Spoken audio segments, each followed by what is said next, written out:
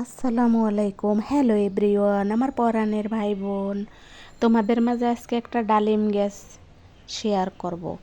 এই ডালিম গাছটা আমার অফিসের ক্যানভাসের বাগানে হয়েছে, বাগিচায় এই ডালিম গাছটা হয়েছে। অনেক ডালিম এসেছে আর ফুল ফুটেছিল অনেক, কিন্তু আমি একটা ফুলই চোখে দেখেছি।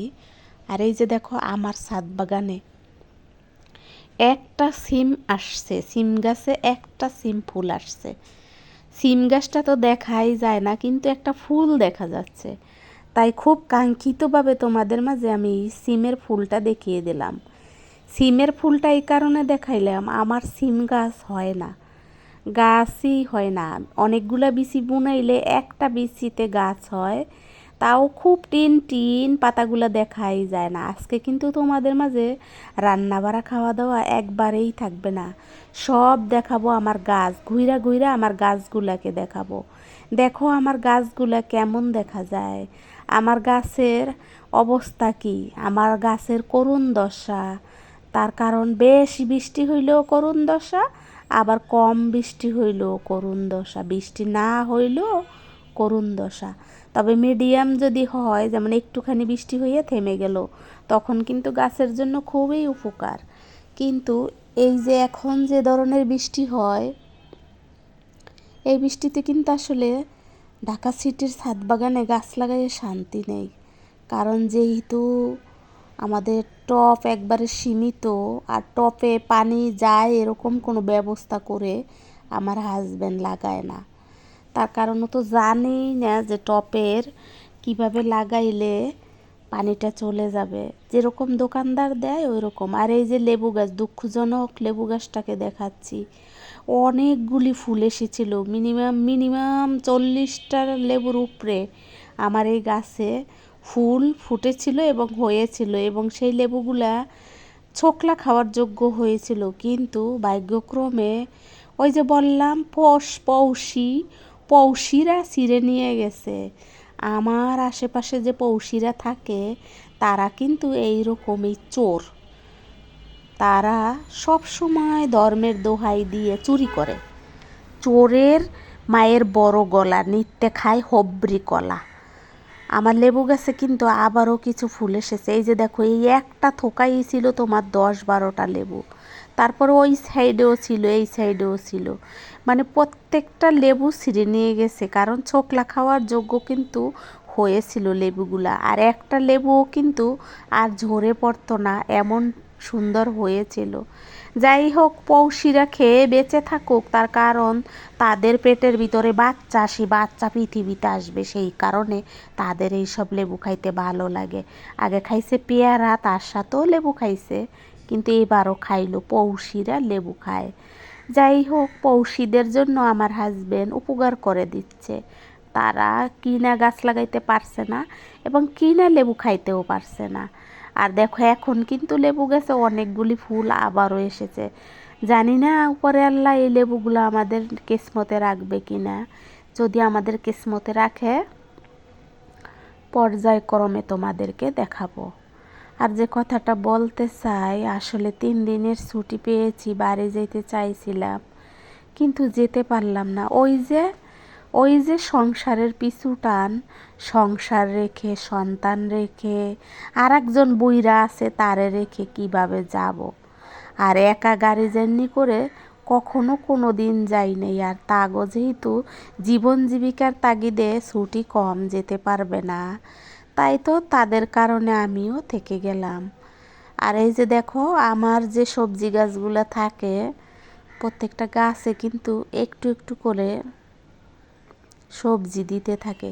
এখানে একটা বড়দিনের, অনেকগুলি বড়দিনের গাছ হয়েছিল, কিন্তু সবগুলা জ্বালাইছে যখন, তখন এই মোচড়ে ফৌসিরা মেরে দিয়েছে। আর এ কথাগুলো আমার হাজবেন্ড বিশ্বাস করতো না। আর দেখো, আমার গাছে কিন্তু অনেক রকমের ফুলই হয়। এই যে এইগুলা কিন্তু ঘাস ফুল, ঘাস ফুলগুলোও কিন্তু সুন্দর লাগে দেখতে। ছোট ছোট ফুল ফুটেছে কাশ ফুলের মতন, দেখতে কিছুটা বৃষ্টির আকৃতির মতন লাগতেছিল। আমার কাছে তো খালি চোখে ভালোই লেগেছিল। তারপরে যেটা বলবো, যে দেখো, আমি কিন্তু বাড়িতে যাইতে পারি নাই। অনেকেই হয়তো বাড়ি গেছে, তারা হয়তো খুব আনন্দ উল্লাস করতেছি, কিন্তু আমার পক্ষে তো আসলে সম্ভব হইল না বাড়ি যাওয়া। আর আমার বাগানে কিন্তু এখন দেখো কিছু পুঁই শাক আছে, এই পুঁই শাকগুলো কিন্তু রান্নার উপযোগী হয়ে গেছে, কিন্তু ইচ্ছা করে না খুঁটে এনে রান্না করতে। একদিন রান্না করে নিতে হবে, একদিন খুঁটে এনে রান্না করে নেব, তোমাদের মাঝে শেয়ার করব। আর এই যে দেখো বাগান বিলাস গাছটা কিন্তু একদম তোমার রোড সাইডে চলে গেছে, ছাদ থেকে ওই যে রোডের দিকে গেছে, ওখানেও কিন্তু দুইটা ডালে খুব সুন্দর এ বাগান ফুল ফুটেছে। আমার কাছে তো খুব ভালো লাগে, তোমাদের কাছে কেমন লাগে জানি না, তবে আমার এগুলো আসলে ছোটোবেলা থেকেই খুব পছন্দ। ফুলের বা গাছ, সবজির গাছ, ফলের গাছ নিজের হবে, নিজের মতন করে যত্ন নেব, সেটা তো আসলে ছাদে সম্ভব না। আর যেহেতু আমার পৌষি অনেক সুবিধাবাদী আর চোর, আর একটা ভাষা আছে যেটা ব্যবহার করতে চাই না। যাই হোক, অর্থাৎ তোমরা আমার ভিডিওটা দেখো আর আমার মনের যে ভিতরে কষ্টটা সেটাও একটু উপলব্ধি করো। তোমরা হয়তো বলতে পারো যে তুমি চোর বইলো না, আসলে কি বলবো বলো, তারা কিন্তু বয়ান দিয়ে বেড়ায়, ধর্মের দোহাই দেয়, কিন্তু তারা এইটা জানে না যে প্রতিবেশীর ক্ষতি করলে উপরে আল্লাহ সহ্য করে না, এটা কিন্তু তারা জানে না। যদি জানতো তাহলে হয়তো এই কাজগুলো করতো না। তবে তাদের মুখে কিন্তু অনেকটাই ধর্মের দোহাই শুনি, আমাদেরকে শুনাইয়ে বাচ্চাদেরকে বলে। যাই হোক, আমি এগুলো আসলে বলতে চাই না, এক শ্রেণীর লোক এরকমই হয়। আর তারপরে দেখো আমি তোমাদের মাঝে যে ভিডিও ছাড়ি এটাও মনে হয় তারা একটু টের পেয়েছে, আর এটা নিয়েও অনেক জোরে জোরে কথা আওয়াজ করে। আই ডোন্ট নো, আমার এতে কোনো কিছু আইসে যায় না, আমার যা ভালো লাগবে আমি সেভাবেই কিন্তু চলবো। আমি কিন্তু অফিস থেকে বাসায় এসে দরজা লাগিয়েই থাকি, ছাদের উপরে অনেক বড় জায়গা আছে, তবুও কিন্তু আমার দরজা খোলা থাকে না আমার হাজবেন্ড বাসায় না থাকলে। তার কারণ আমার হাজবেন্ডই দরজা খোলা রাখে, আমি কিন্তু কখনো দরজা খোলা রাখি না। তার কারণ আমাদের কিন্তু অভ্যাস নাই, আমরা তো সব সময়ের জন্য ফ্ল্যাট বাড়িতেই থেকেছি। এটাও ফ্ল্যাট বাড়ি, কিন্তু এটা একটু সুবিধা যে দরজা খুলে রাখলে কেউ আসার উপযোগী নাই। তবে আমার পড়শিরা তো খুবই ভালো, হয়তো দেখা গেছে আমার চোখটা বন্ধ হয়ে আসবে, আমার ঘরের ভিতর ঢুকে কি কখন নিয়ে যাবে, যদিও খুব গুরুত্বপূর্ণ জিনিসপাতি নেবে না, খুঁটিনাটি কম দামি জিনিসপাতি আমার আছে এগুলো নেবে, তবুও তো আমার ওই লেবুর মতন কষ্ট লাগবে মনে, তাই না বলো? তাই তো দরজাটা বন্ধ করে রেখে। আর বাতাস কিন্তু এরকম হচ্ছিল, এগুলো কিন্তু বাতাসে নড়ছে, আমি নাড়াচ্ছি না, আর আমার ক্যামেরাও নড়ছে না। আর এই যে দেখো আজকে সকালবেলা যেহেতু গোশের ঝোল আছে তাই কিছু রুটি নিয়ে এসেছে, রুটি দিয়ে গোশের ঝোল দিয়ে খেয়ে তোমাদের মাঝে ভিডিওটা শেয়ার করতে বসে গিয়েছি ভয়েস দিতে। অনেক কথা না আসলে বলতে মন চাচ্ছে, কিন্তু বলতে পারছি না। দেখো যদি বাড়ি যাইতাম তত কত শান্তি পাইতাম, মায়ের সাথে দেখা হইতো, ভাইয়ের সাথে দেখা হইতো, ভাইয়ের ছেলেদের সাথে দেখা হইতো, ভাইয়ের বউয়ের সাথে দেখা হইতো, ভাইয়ের বউয়ের সাথে ঝগড়া হইতো, শান্তি হইতো, কত কিছু হইতো। কিন্তু দেখো ঢাকায় বন্দি, একা একাই কিন্তু দিনটা কাটাইয়ে যাচ্ছি।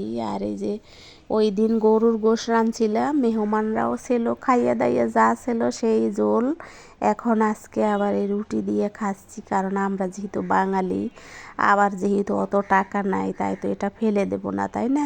আর যেহেতু সুস্বাদু, রুটি দিয়ে খেতেও মজা লাগে। এই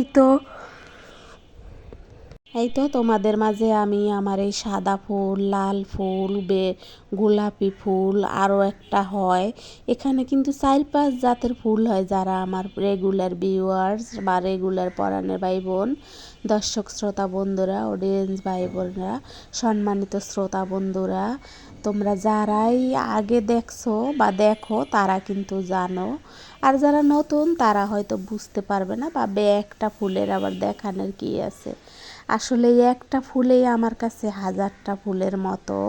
তার কারণ ঢাকা সিটির মতো জায়গায় ভাড়া বাড়িতে আমি ছাদে গাছ লাগাইতে পারছি, এটা আমার জন্য অনেক কিছু। আর যেহেতু আমার সময় থাকে না, আমি গাছের এত যত্ন নিতে পারি না, তার কারণ নিজের যত্নই তো নিতে পারি না।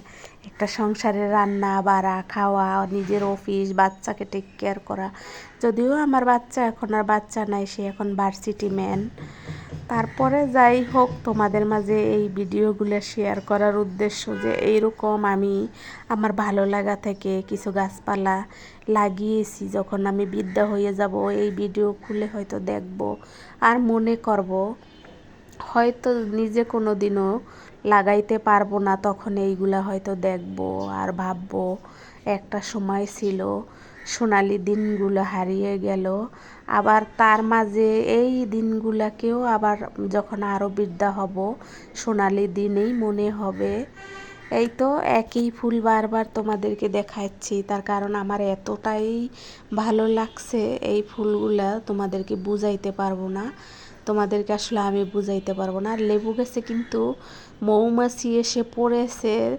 2টা মৌমাছি কিন্তু 24 ঘন্টায় এই ফুল থেকে আহরণ করে মধু খায়, আহরণ করে নিয়ে যায় মৌমাছিরা। এই যে দেখো, 2টা মৌমাছি সারাক্ষণ থাকে।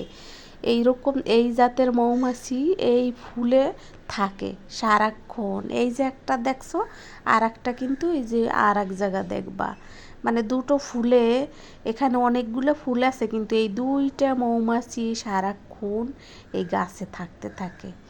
জানি না এরা কোথা থেকে এসেছে, আর লেবুর ফুলের মধু কেমন লাগে তাও জানি না, কিন্তু ওরা তো খাচ্ছে, দেখা যাচ্ছে, দেখতেই তো পাইলে মধু আহরণ করে কেমনে খাচ্ছে ওরা। এই তো তোমাদের মাঝে আমি হয়তো আবার কোনো ভিডিও নিয়ে আসবো। পৌষিবাসীর কথা বলে শেষ করতে পারবো না। এই যে দেখো, বাতাস হচ্ছে তবুও কিন্তু উড়ে যাচ্ছে না, একেবারে চুমকি দিয়ে বইসা রইছে। এই যে দেখো কি করতেছে, কিভাবে, মানে আমি যে ওকে ভিডিও করতেছি ও সেটাও বুঝতেছে না, এতটাই ও এই মধু আহরণে পাগল ছিল। আর তার সাথে দেখো এই যে আরও একটা, এই যে দেখবা, এই যে আরও একটা দেখো, এইটা কি করতেছে, এখানে সম্ভবত 2টা, এখানে 2টা, ওই একটা 3টা মৌমাছি কিন্তু আমার এই লেবু গাছে পড়েছিল। মৌমাছিরা যে এইরকমভাবে মধু খায় সেটা শুধু বইয়েই পড়েছি, পরে এই যে এখন নিজের চোখে দেখলাম। যদিও গ্রামে যখন ছিলাম তখন এত কাছ থেকে এগুলোও কখনো উপলব্ধি করি নাই বা করার সুযোগ হয় নাই। সুযোগ হয়েছে কিন্তু ইচ্ছা করে নাই। কিন্তু এখন না খুব ভাল লাগে, যেমনটা এখন শাক খাইতে অনেক ভাল লাগে, ভর্তা খাইতে অনেক ভাল লাগে। বাড়িতে যেসব জিনিস খাইতাম না সেইগুলো কিন্তু ঢাকাতে এখন অনেক ভাল লাগে, যেমন শাপলা, লতি, ভর্তা, শাক, বেগুন, এসব কিন্তু খুব ভাল লাগে। করলা, এসব কিন্তু খুব কম খাইতাম, খেতেই চাইতাম না। তারপরে বেল খাইতে চাইতাম না, নারকেল খাইতে চাইতাম না, ডাবও অত বেশি খাইতে চাইতাম না, কিন্তু এখন কিন্তু অনেকটাই এইসব খাবারগুলা খাই। আগে মানুষ খাইতো গ্রামে, তাদেরকে ভাবতাম যে এরা কীরকম আদিক্ষেতা করে, যারা বেড়াইতে আসতো তাদের খাইতে দেখলে এরকম মনে হইতো। কিন্তু এখন এগুলো বুঝি আসলে কি দিনগুলি হারিয়ে ফেলেছি নিজের জীবন থেকে। আর তো সেই দিন ফিরে আসবে না, আর সেরকম খাবারও আর ফিরে আসবে না। এখন নিজে হাতেই কিন্তু রান্নাবাড়া করে করলা খাই, শাক খাই, লতি খাই, কচু খাই, যেগুলা একটা সময় মা করতো, খেতে চাইতাম না। মা অবশ্য কখনো বকতো না, বাবা একটু বলতো এগুলো খাইলে ভালো হয়। যেহেতু ছোটোবেলা থেকে আমার দাঁতে অনেক সমস্যা ছিল, আমার ছোটোবেলায় দাঁত একটাও ছিল না, পোকে খাইয়ে ফেলাইছিল। তাই তো আমার বড়োবেলায় কিন্তু দাঁতে পোকা, মানে দাঁত একদম আমার নষ্ট সবগুলা। যাই হোক, আমার আসলে ছোটোবেলা থেকে শরীরে অনেকটা এই পোকার বাসা ছিল, রোগে সোগে। তবুও আমাকে এরকম হেলদি দেখা গেছে, কারণ আমি যে স্টেরয়েড খেয়ে খেয়ে বেঁচে থাকতাম। যারা শ্বাসকষ্টর রোগী হয় তাদের কিন্তু স্টেরয়েড খাইতে হয়, তারা অনেকেই জানো, আবার অনেকে জানো না। আর দেখো আমার ঢেঁড়স গাছে কিন্তু খুব সুন্দর ঢেঁড়স আসছে আবারও। আর ছাদে কিন্তু দাঁড়াইলে ভালোই লাগে, কারণ হাওয়া দিতে থাকে সব সময়। খুব ঠান্ডা ঠান্ডা হিমেল হিমেল হাওয়া বইতে থাকে, খুবই ভাল লাগে আসলে। তার সাথে যেহেতু একটু প্রকৃতি আমার আছে, তাই তো আরও ভালো লাগে। আমার কাছে খুবই মধুর মনে হয় যতটুকু সময় ছাদে থাকি, কিন্তু থাকি না। হাজবেন্ড থাকলে থাকি, না হলে কিন্তু আমরা ঘরে ঢুকে যাই। আমি একটু মাঝে মাঝে যাই, কিন্তু আমার বেবি একেবারেই যায় না। তার কারণ সে একদম পছন্দ করে না, তার আসলে পছন্দই হয় নাই এলাকাটা এবং জায়গাটা। সব মিলাইয়া কোনো রকম বেঁচে আছি। আর আমি কিন্তু ভিডিওতে বেঁচে থাকার মতন ভিডিওই দেখাই, আমি কিন্তু তোমাদেরকে বিলাসিতা কোনো ভিডিও দেখাই না। আমার প্রয়োজনীয় যা তা আমি তোমাদের সাথে শেয়ার করি, যে মানুষ বেঁচে থাকার জন্য প্রয়োজনীয় সব কিছু করে এবং করতে চায়, করার চেষ্টা করে। যতটুকু বেঁচে থাকার জন্য লাগে, বেঁচে থাকতে কিন্তু অনেক লাগে, কিন্তু সবটুকু কিন্তু জীবনে আসে আবার আসে না। অনেকের জীবনে যা বেঁচে থাকতে লাগে তার থেকে বেশিও কিন্তু আসে, আবার অনেকের জীবনে কিন্তু যা দরকার তার 1/3 আসে না, মানে সীমিত পরিসরেও আসে না, তবুও কিন্তু তারা বেঁচে থাকে।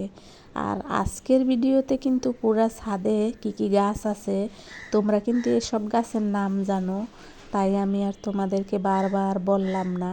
শুধু আমার নিজের কিছু কথা তোমাদের মাঝে শেয়ার করলাম, যেগুলো আমার মনের ভিতরে সব সময় ঘুরপাক খায়। কারণ আমি তো কারোর সাথে মিশিও না, কথাও বলি না। আমার অফিসেও কিন্তু এমনটাই, 2-1টা কথা হয়তো আমার স্যারদের সাথে হয়তো মজা করে বলি, আবার অনেক সময় বেয়াদবি করে বলি, অনেক সময় নিজের মন কষ্ট পায় তাই বলি। সব কিছু মিলাইয়ে শুধু আমার স্যারদের সাথে 2-1টা কথা বলি, 2-1টা সময় করি। যাই হোক, আমি তো আসলে বেশিরভাগ সময়টাই অফিসে থাকি, বাসায় যতটুকু সময় আসি আশেপাশে কিন্তু কোনো দিনও কারোর সাথে আমি অত বেশি মিশতাম না। তাতেই কিন্তু আমার বাড়িঘর চুরি হয়েছে। আর যদি আমি মিশতাম তাহলে তো মনে করো যে আমাকেও হয়তো বা বিষ খাওয়াইয়ে মেরে ফেলতো, এমন একটা ভাব হইতো। সবাই ভালো থাকবা, সুস্থ থাকবা। আসসালামু আলাইকুম, আল্লাহ হাফেজ। ফিরে আসবো।